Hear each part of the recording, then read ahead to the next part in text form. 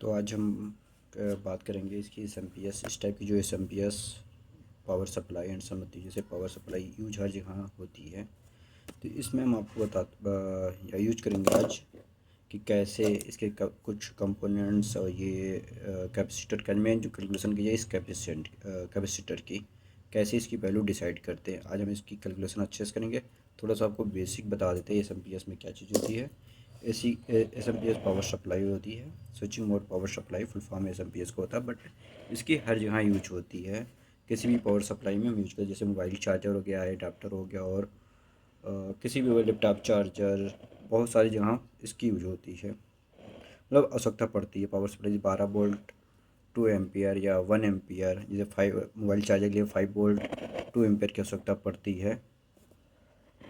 तो इसी तरह से हमें हर जगह इसकी एस की यूज होती है। तो हम इसमें अब बता दें आपको कैसे कैलकुलेशन कर, जैसे कि हमें जो नीड है 5 वोल्ट 2 एम्पियर की। सबसे पहले क्या नीड है हमारी 5 volt to 2 ampere. 5 volt 2 ampere की नीड है। तो हम इसको 5 वोल्ट 2 एम्पियर से लेके कैलकुलेशन करेंगे। कैसे करते हैं यहाँ आप देखते हैं। जैसे हमें जो आउटपुट चाहिए, क्या चाहिए हमें 5 वोल्ट 2 एम्पियर, लेकिन हम यहाँ देखते हैं कितना परसेंटेज होना चाहिए जो हमारी मोबाइल जो वोल्टेज में 1% प्लस माइनस होना चाहिए। जैसे प्लस माइनस 1% निकालेंगे तो 4.95 आएगा और टू 5.05 वोल्टेज। इसी के रेंज में अगर आप अच्छा एस एम्पियर लेते इसी के रेंज में रहता। बट बाकी और अदर कंपनी या किसी से नॉर्मली लेते उसमें वेरिएशन बहुत ज़्यादा होती है। इस तरह से हम देखेंगे इसकी मैक्सिमम करंट 2 एम्पियर होगी। जो इसका रेगुलेशन लोड होगा वो 2 एम्पियर, मतलब कि जैसे इसमें रेगुलेशन लोड में सारी चीज़ें यूज करते हैं तो उससे होती है। लाइन रेगुलेशन जैसे यहाँ से लेके जैसे हमने एसी से कन्वर्ट करते हुए पूरे आउटपुट तक जाए तो वहाँ प्लस माइनस 2% का ही निगेटिव होगा। जो एक सर मैक्सिमम रिफल सब में होता है, बट हम यहाँ मिनिमम लेंगे जो 10 मिली वोल्ट। अब यहाँ आपको जो हमारी वोल्टेज जो वर्क करेगी किस वोल्टेज से वर्क करेगी। जो हमारे घर में आती है लाइट कितना 230 के आसपास या 220 से 230 हम मानते, बट जब सबसे कम आती है तो 85, और मैक्सिमम जो लेके चलेंगे 265, इसी के रेंज में हम लेके चलेंगे। क्योंकि कहीं कहीं जैसे मान लो दूसरी कंट्री में या कहीं पे भी 100 वोल्ट की भी होती है, इसलिए एस हमेशा लो वोल्टेज में बनाई जाती है, सबसे लो वोल्टेज में बनाई जाती है। और हाई वोल्टेज जैसे हम 230 की कभी 240 से लाइट आ जाती है तो उसकी रिगार्डिंग इसको मैक्सिमम लेके बनाते हैं, जिससे रहे कि ये सर्वाइवल हो पाए जो ना ज़्यादा ज़्यादा। अब इसको हम निकालते हैं, कैसे फाइंड करते हैं। ये find peak value means after, मतलब ये ब्रिज के बाद, जो ब्रिज के बाद हमारी वोल्टेज आएगी, हम बी इनपुट जो हमारे से 85 है तो 85 मल्टीप्लाई अंडर रूट 2 कर देंगे। इस तरह से हम मल्टीप्लाई करें तो 120 वोल्टेज ये आउटपुट आएगी। आउटपुट नहीं, आफ्टर ब्रिज के बाद ये वैल्यू आएगी। ये मिनिमम मैक्सिमम किसी तरह से हम निकालेंगे तो इसी हम रख देंगे। जैसे हमने यहाँ DC हाई मैक्सिमम रखा है तो maximum voltage to under root 2 कर दिए।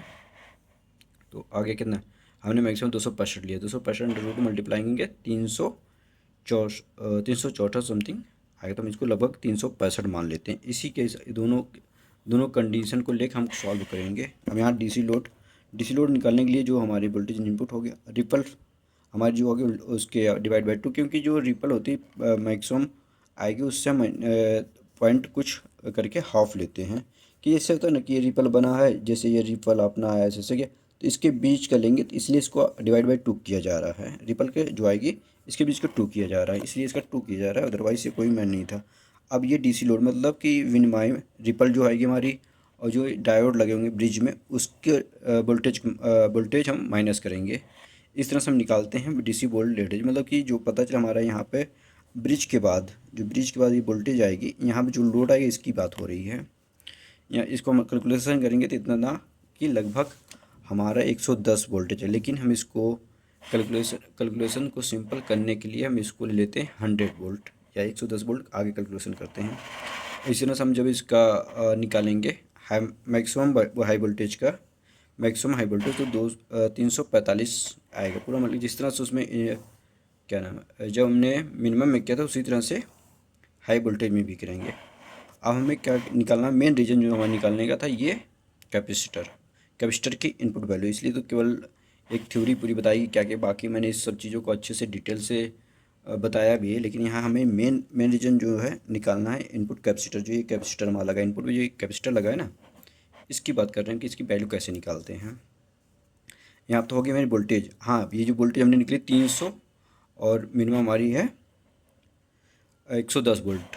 मिनिमम 110 वोल्ट और मैक्सिमम जो हमारी 345। तो हम यहाँ पे जो आउटपुट वोल्टेज ले जाएंगे 400 वोल्ट। 400 वोल्ट की कैपेसिटर की वोल्टेज की वैल्यू होगी। अब यहाँ कैपेसिटेंस निकालते हैं। इनपुट कैपेसिटेंस क्या होगी वैल्यू, जैसे हमने लिया कि 2 एम्पियर 5 वोल्ट, तो पावर हमारी आउटपुट पावर जो होगी 10 हो गई। इफ़िशियंसी हम लेंगे 80, लोग 90 भी लेते हैं बट हम यहाँ 80 लेते हैं। इस तरह से इसका निकालेंगे तो इनपुट वोल्टेज आएगी 12.5 वोल्ट।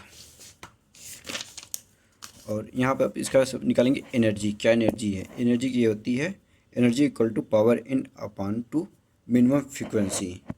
फ्रिक्वेंसी जो हमारे घरों में आती 50 से लेकर 60 तक, बट हम यहाँ 50 लेंगे कैलकुलेशन जिससे इजी हो। तो ये करके मतलब हमारी आ जाएगी इतनी जूल, 1.025 जूल।